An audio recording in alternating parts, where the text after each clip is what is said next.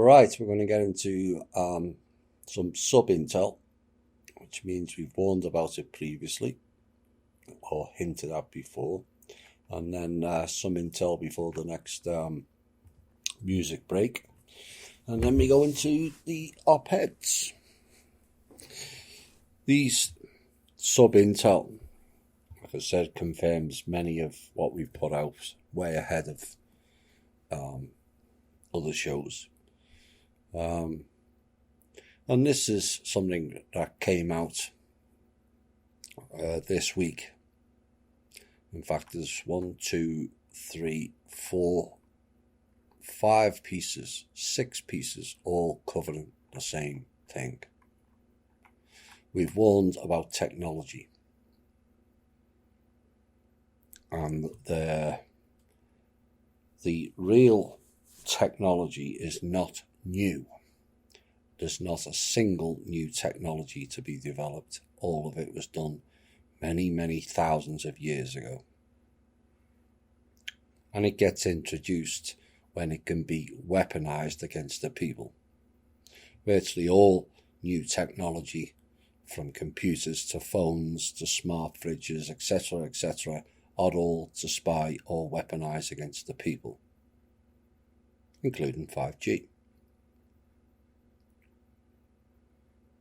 So cyber experts have slammed the Prime Minister of Israel, Benjamin Nutty Asshole, because that's basically what he is, for his proposal this week to microchip all children who return to schools and kindergartens as the coronavirus lockdown is lifted. This was on Friday. And while speaking at a press conference on Monday, Netanyahu suggested that the health ministry use, quote, new technology, unquote, except it's not new, to help Israel adjust to its new routine as the state is lifting the fake lockdown. That is technology that's not been used before and is allowed under the legislation we shall enact, he said. Well, right there and then, technology that's not been used before being introduced and enacted for a specific purpose. Like I said, this whole lockdown and pandemic was fake to begin with, so they can roll out more Nazi-style fascist rule and control the people and put them in fear. He went on, I spoke with our heads of technology in order to find measures Israel is good at, such as sensors. For instance, every person, every kid, I want it on the kids first, would have a sensor that would sound an alarm when you get too close, like the ones on cars.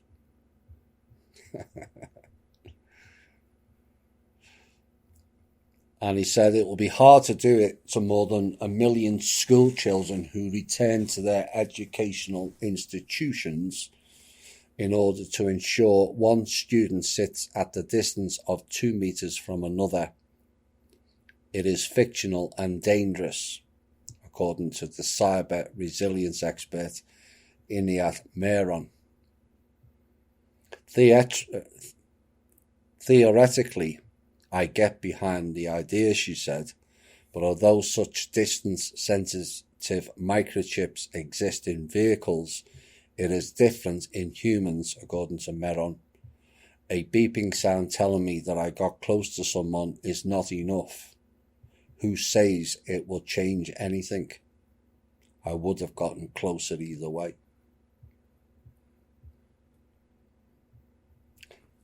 Story 1. Go Ogle's sister firm. You know how they love their subsidiaries. All of them link back to the CIA and the NSA. called Sidewalk Labs, has now scrapped a plan to build a smart city in Canada, citing complications caused by the pandemic. No, they don't have the money.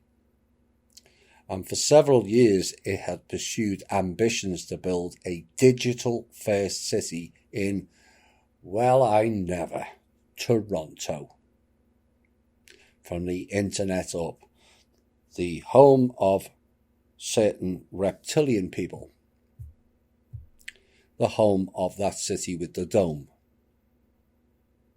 so it can control everyone inside of it.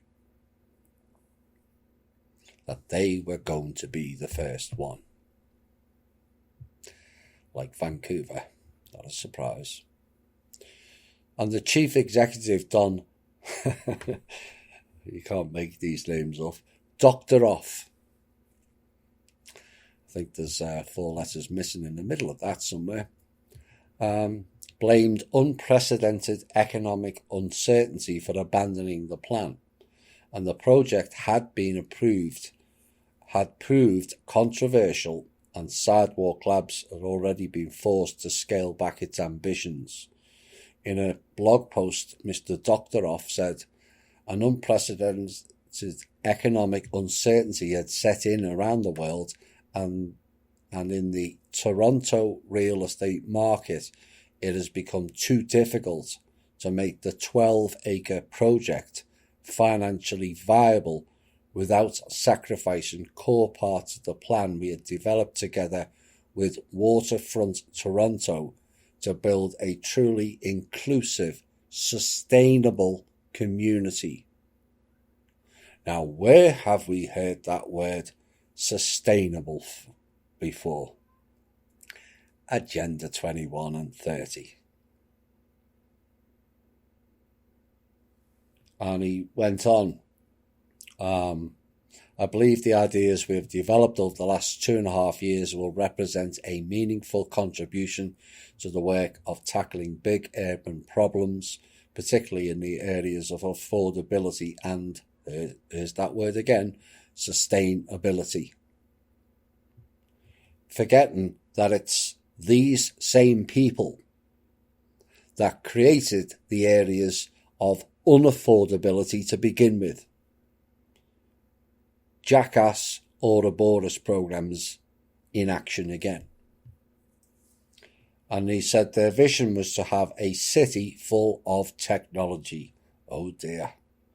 From autonomous cars to innovative ways of collecting rubbish and hundreds of sensors collecting data on what they say air quality.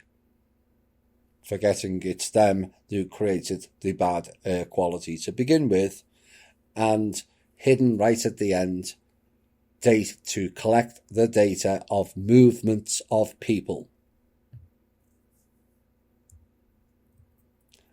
Spying under the new source, open source, like we warned in the Clowns in Panic, and that won't be the only time I reference Clowns in Panic tonight either. And then they said buildings would be sustainable again and built in radical new ways, and cycle lanes would be heated. What, to oscillate the frequencies?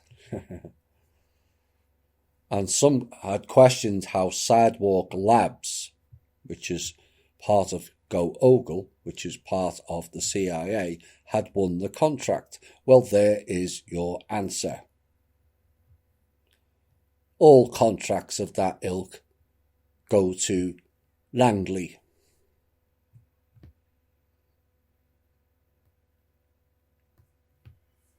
And their contractors.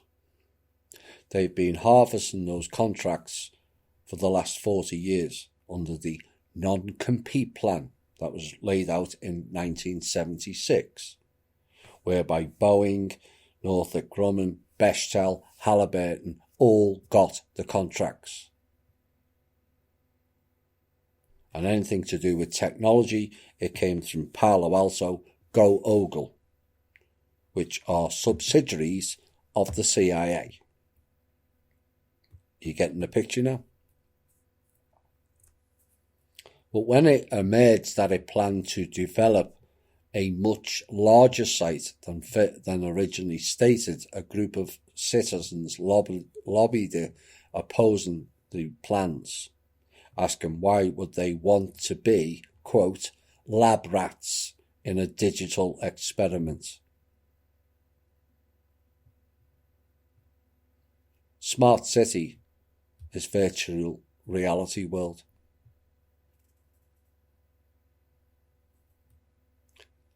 Where you lose the ability to recognize what is real and what is not. And anyone promoting or supporting it is a complete and utter jackass. I'm sorry. It's like people who support cryptocurrencies. You've had long enough to realise the warnings and the dangers and not to participate for your own downfall.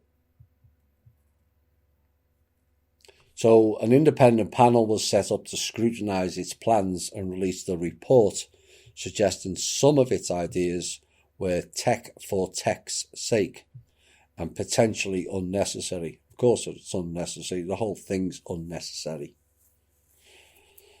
Sidewalk Labs was eventually given a tentative green light to continue its plan, but it was heavily scaled back from the 190-acre site it wanted to work with a 12-acre piece of land. It was also told that any data it collected from its sensors would have to become a public asset. Oops. Now you know why they scaled it back. And Stephen Diamond is chairman of Waterfront Toronto, and the body set up to oversee development of the site. Reacting to Sidewalk's announcements, he said, "While this is not the outcome we had hoped for, Waterfront Toronto offers thanks and appreciation to Sidewalk Labs for its vision, efforts and the many commitments that both the company and its employees have made to the future of Toronto," what it would do.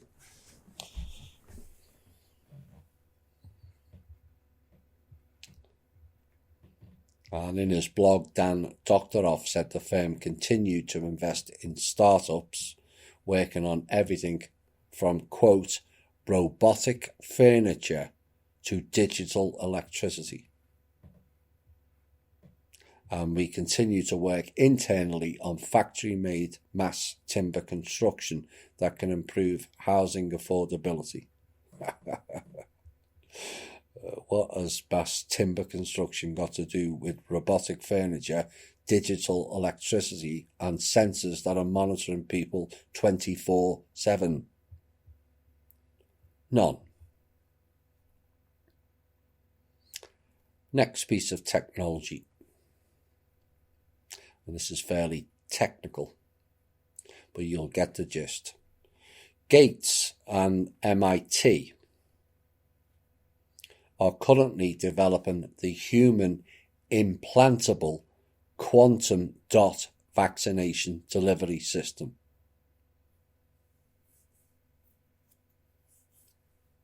Which is described as a tattoo for the hand, which will include our identification mark and vaccine records. But it needs an enzyme called luciferase. Yes, you heard that right. Luciferase, in order to make it work. And to achieve this, they use neuropeptide technology called cell lysis, Lysis. Lucifer ISIS. Oops. And luciferase cat, yes, you heard that word correctly, because that's what it says in the document. Luciferase cat. Oh dear, there's a lot of gurgling going on now. And alkaline phosphate luciferase reporter activity accumulate primarily in the cytoplasm of the transfected cells, it is said. Now, transfected cells are harvested by washing the adherent cells in the plate with phosphate buffered saline 3 times. 3 times. The spellcast. Lucifer. Lysis. Cells are then lysed in situ by the addition of 1 milliliter per 100 mm plate of Triton lysis buffer, and the presence of the reducing agent dithiothriitol DTT is critical to maintain luciferase enzymatic activity, and these lysed cells are scraped with a rubber policeman. Really? Whatever that means in medical terms. Is it really a medical term?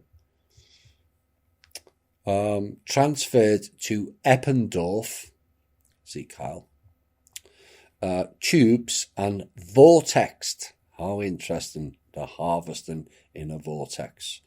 And the insoluble material is pelleted in a microcentrifuge for 5 minutes at 4 centigrade. After transfer to new Eppendorf tubes, 1 UL of each supernatate, which is the cytoplasmic fraction, is then assayed with luciferase reporter activity, and 50 UL is used for an assay of alkaline phosphatase reporter activity. Now, the Firefly luciferase reporter assay provides rapid results of, listen closely, cellular transfections.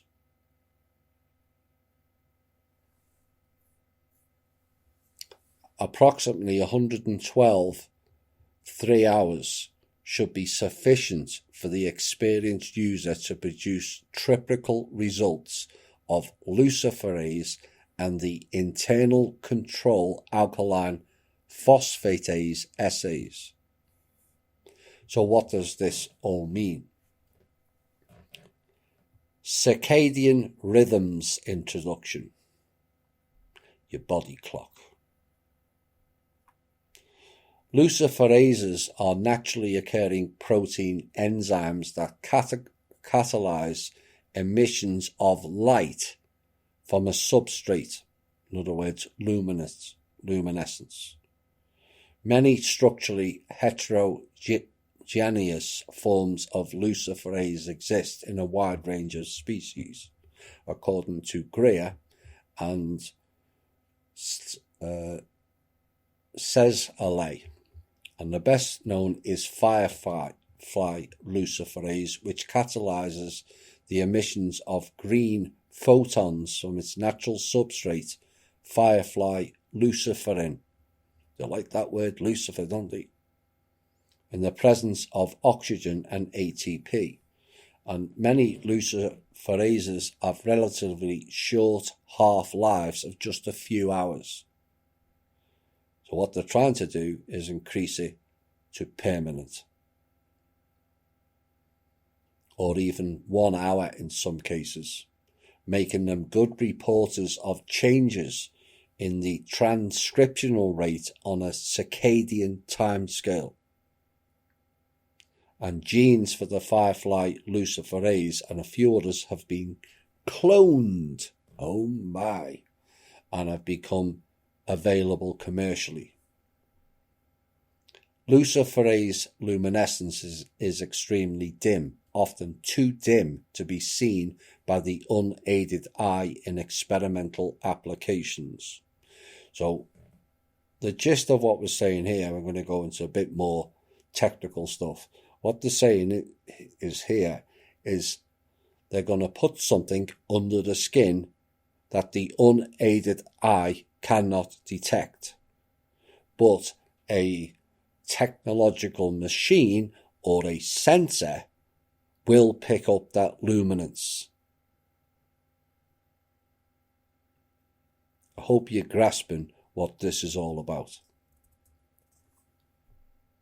Various much brighter fluorescent reporters are available, and 2 of these have been used successfully to monitor circadian rhythms. Green fluorescent protein, a sensor of cytoplasmic, was one of them. Luciferase, however, enjoys 2 principal advantages over the other fluorescent reporters. First, luciferase does not require exogenous illumination. They want to keep it dim, you see. And the light detected is emitted from the biological sample itself. The biological sample itself, which is you. Fluorescent reporters, on the other hand, require, listen closely, bombardment with toxic, relatively high energy photons. Could that be 5G, 6G? Or could it just be a basic smartphone? So that the reporter can be excited and then re-emit lower energy photons. Over long-term circadian experiments, phototoxicity is a serious concern with fluorescent reporters, but a non-issue with luciferase.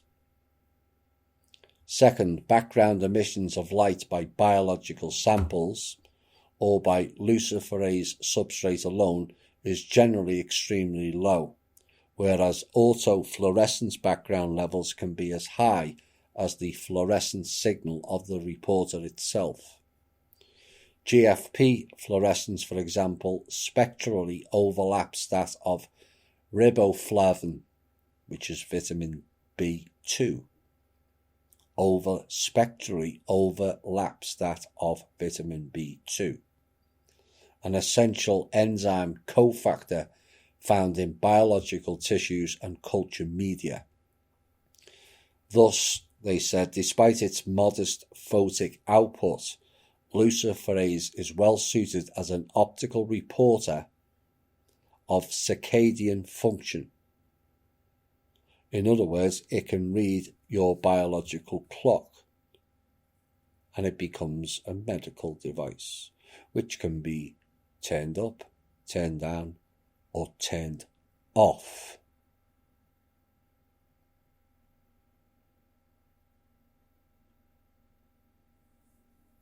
These transgenic organisms exhibit robust, although quite dim, circadian rhythms of bioluminescence, which are useful for a wide range of, listen closely, genetic and biochemical studies of circadian clock mechanisms.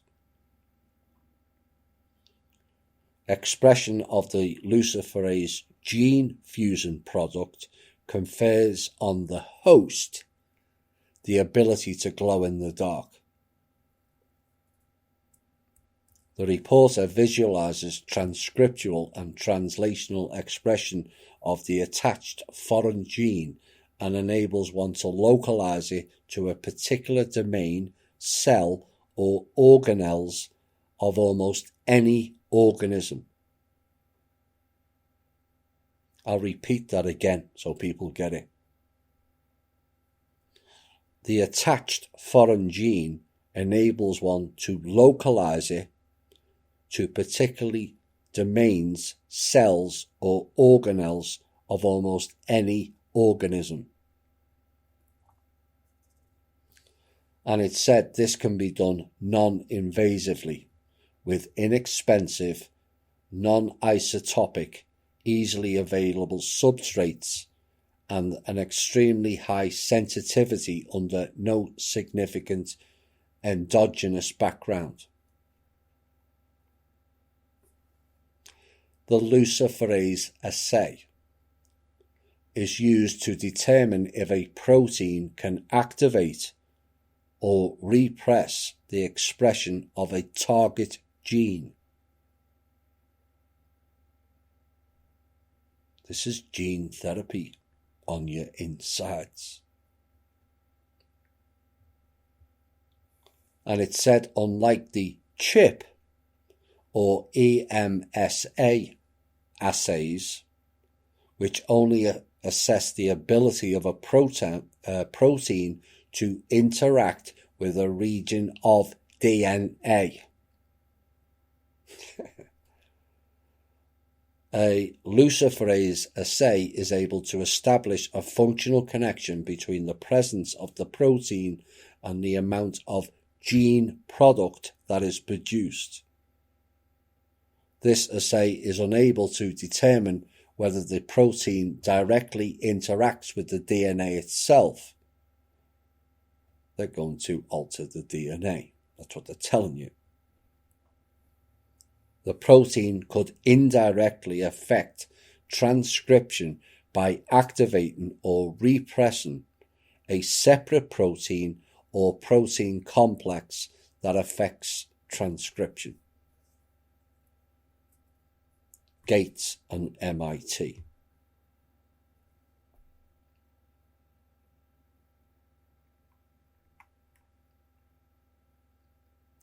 Human implantable quantum dot vaccination delivery system.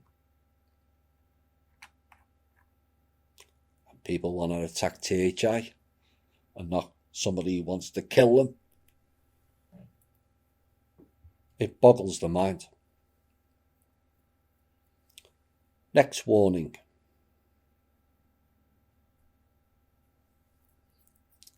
Kentucky courts have ordered several coronavirus patients to wear GPS ankle monitors, technology again, after they refused to stay at home.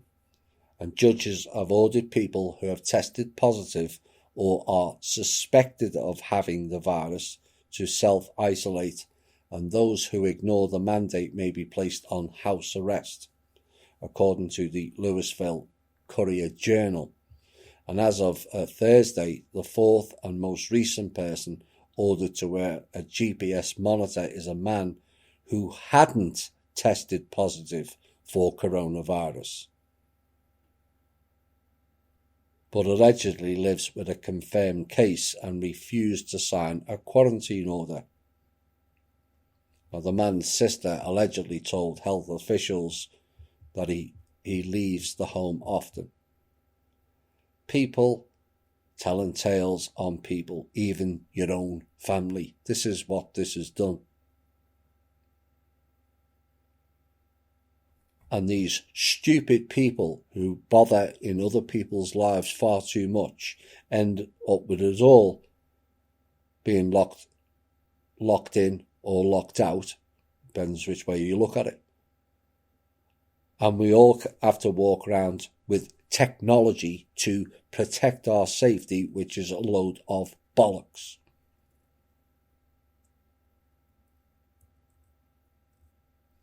That was for criminals. GPS ankle monitors. But isn't the fact that people are being imprisoned in their home the same thing? In overview. Solitary confinement. And who came up with that? The CIA and the OSS and the MK Ultra people. Can you not see what is playing out here?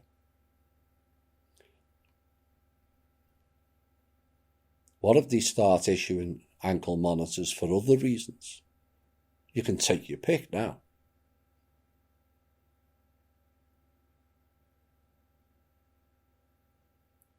Man runs too fast in the park, endangering the safety. Yeah, have an ankle monitor.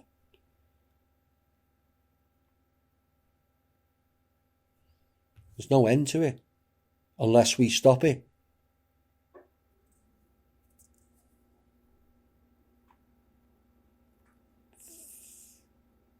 Final sub-Intel technology again. And if you actually think ahead, future think on the possibilities of this, then maybe we can stop this as well. Because all those warnings I gave to the military, to the police, and to the agencies, please take note of this next story, because you will get replaced. All of you. Singapore residents are able to go outside. Funny that, isn't it? Where all the virus, the region where the virus came from, and yet they're outside playing in the parks.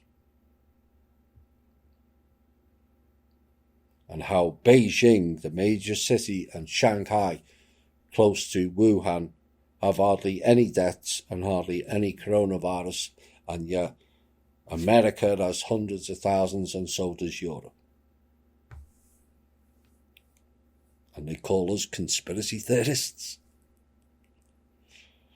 Anyway, Singapore residents were exercising in their neighbourhood parks this week as a break from the government's stay-at-home recommendations, and visitors to the Bishan Ang Mo Kwan Park may encounter the unusual sight of a bright yellow object called Boston Dynamics Spot Robot Dog with an important message. The dog is strolling the river park during off-peak hours to broadcast a message reminding parkgoers to observe social distancing. And Singapore National Parks Board and the Smart Nation and Digital Government Group, oh dear, virtual reality government, the reality one's bad enough, are now partnering on the trial, which is scheduled to run for, no surprise, because it's the same people and the same programs, 2 weeks. Ain't that right, Dave? And a remote operator will manage Spot, and the robot senses, there's that word again from the smart cities, it will help it avoid people and obstacles in its path as it patrols, nice word that, COP. It will have an NParks human minder for company during the test period. And the Straits Times posted a short video of Spot out for a walk in the park. And this robot dog sports cameras that will be used to estimate the number of visitors at the park, otherwise it's scanning everyone. These cameras will not be able to track and or recognise specific individuals, which is a complete and utter lie. They've been running face technology in Asia for well over a decade. And according to the government tech agency, if you believe a single word out of them people, there will be no personal data will be collected. Again, lies. Now, Singapore was hailed for its effective early COVID-19 response, though it later implemented stricter lockdown measures in April. Yeah, after the clowns told them to, that's why. And Singapore's already using a Spot robot to deliver medicine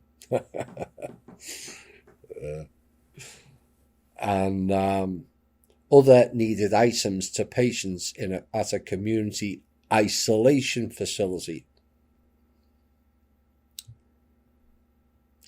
There's your delivery driver's jobs going. Boston Dynamics RoboDog also went to work in Boston as a telemedicine provider, safely linking medical staff with patients in need of health assessments. There's your nurses' jobs going. And Spot's efforts show just a few of the creative ways robots are getting put to work to aid in the pandemic response. What they do is they put people in fear, they put tell people to go home, and they release the programs. Bots. And then when everything comes back and people are still not certain of what's happening, they just increase it.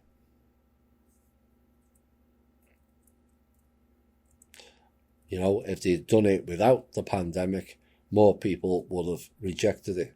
But people are not in balance at the moment. They're in fear. And just accept anything for their own safety. But it's not there for your safety.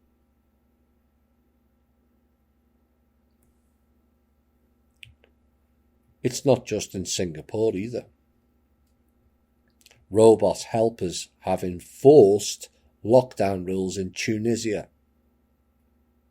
They've stood in for graduating university students in Japan and also staffed a smart hospital in China. There's your doctors' and nurses' jobs gone. Are you seeing the picture now? Whilst everyone focused on the fake virus, this show didn't. We told you it was fake right from the start, and they would be rolling shit out while everyone was in fear and panic mode. There's your answer.